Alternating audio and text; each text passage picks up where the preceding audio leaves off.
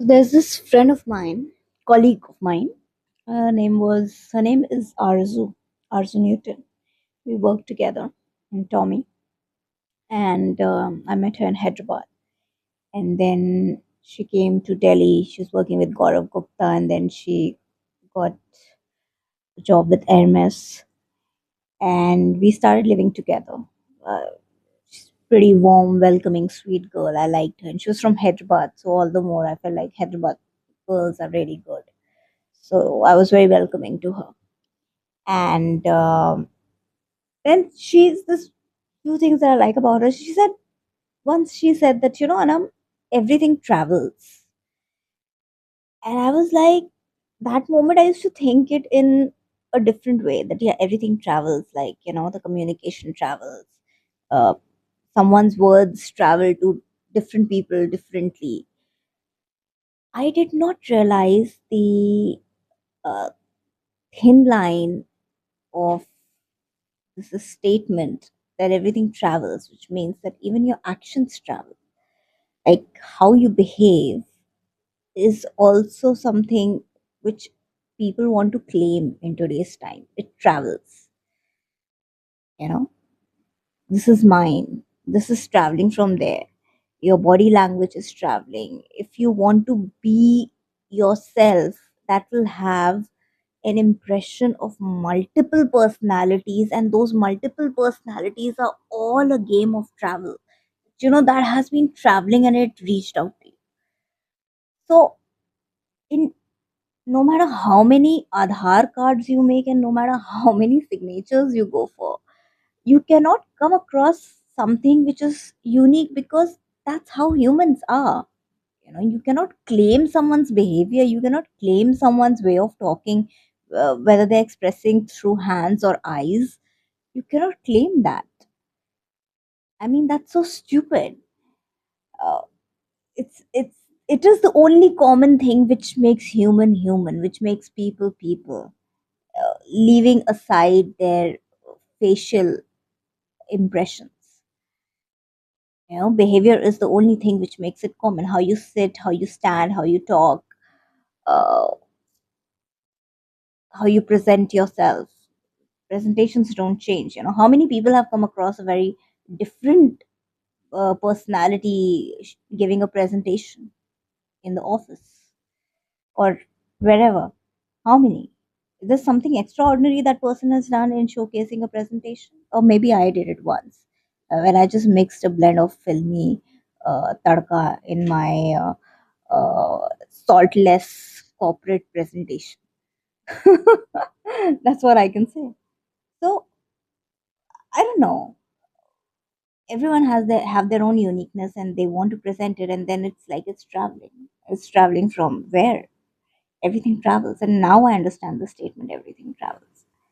So if she's offering me something, tomorrow I offer something, and then this is travel that she used to offer and so Anam is offering, and then if my offering pops out in front of somebody else, then her offering goes down, that her offering is basically traveling from somewhere else. So you know how connected we all are, offering in the sense serving someone. So this is how connecting we are. We're connected with all of this, which is very, I don't know what to say. I don't know what mindset is this. And this is, people have so much of time to actually sit and analyze this. This really shows how much free they are, how much available they are. That they can actually have time to notice that little detail. I mean, the focus should be professionally on retail, but the focus is on the detail of the personal lives. There's a statement which is retail is all about detail. I think retailers are really keeping an eye and making the whole world blind with unrealistic nuisance that they are creating with the things that they are saying that this is traveling. Just to, I don't know, it's not making sense. You know, not even about equality. It's about letting somebody be themselves. When you let someone be themselves, you don't have to fight for equality. Why are you fighting for equality? Why are you making equality a big deal? You're making equality a big deal because you want to grow up with this point in your life that equality is very important. But have you ever checked with that person whether that person want is really cared about equality or really want to be at equal level? It's their choice.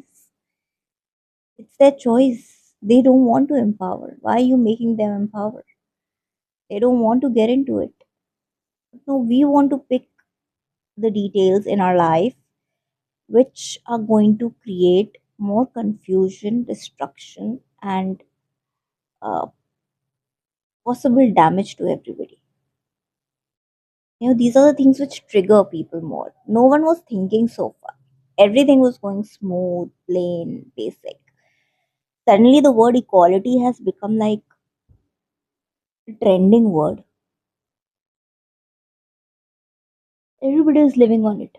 We equality. We want to talk about it because now family has started noticing it. And there's one person in the family who is always busy on the phone, and while the others are sitting together. It's equality. Give time to your family. When you're with family, give time to your family. Don't use your phone. Don't do this. Don't do that. Why is this coming? Why is the system happening? Why are you not letting somebody be themselves? Yeah. Somebody is available, coming, their presence is there. But if they choose to be on the phone, what's wrong? If they choose to be, it's my choice. My husband does not want to use a mobile phone in the bedroom because he wants to give me regard and respect and he feels highly of me. I respect. I really appreciate this decision. But I am choosing to use the phone despite him being in front of me because my work is important for me. So we're two different people. I don't expect him to change and I don't even expect him to not use his phone, but I appreciate it. But if I'm getting a call and I have not scheduled that time as my private time with him, then I am going to answer that call because that is not my private time. That is my official time, and I am going to take that call. No matter how I am judged and how people think about me, because that is something which is making more sense to me. People are talking about equality. The timings are not managed. Doctors are taking appointments and then they make you wait. And if you barge in because you came with your time, and if you barge in and you let that number person go back, that because this is my time, then the doctor is teaching you like a teacher that I accept your reason that you have to go somewhere, but you cannot break the line. Excuse me, then why did I take the appointment? What is the value of time here? Is anybody going to explain me that? If you're giving time to your patient and you have a lineup of appointments, those people who are coming and taking appointment, number one, they are the ones who are a part of a line system. They have to wait when the number comes.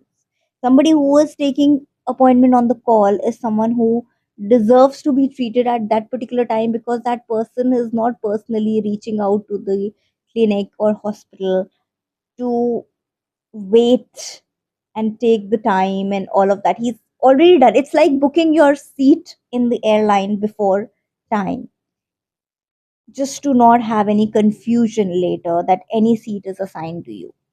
It's that simple. And I don't know why people don't understand this. And then they make a big deal about it. I know nobody's made a big deal in my case with this, but I'm just saying it generally it happens. That's the case. That's the case. The value of time people don't realize.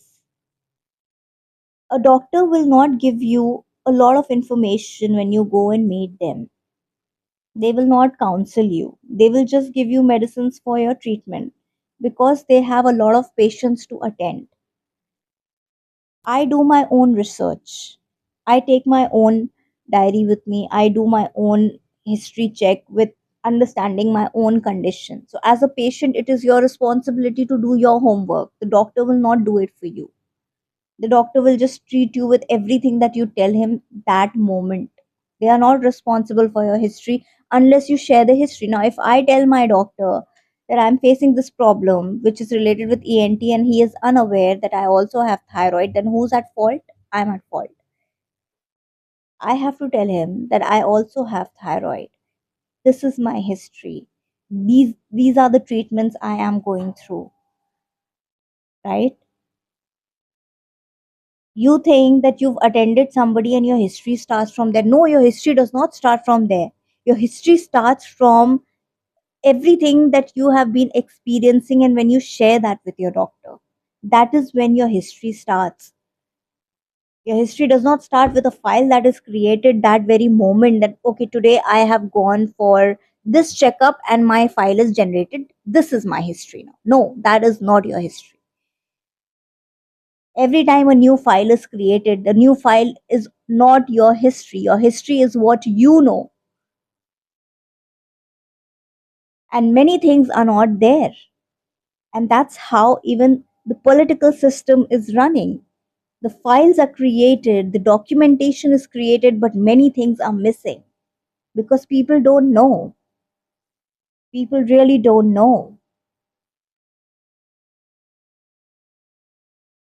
That's all.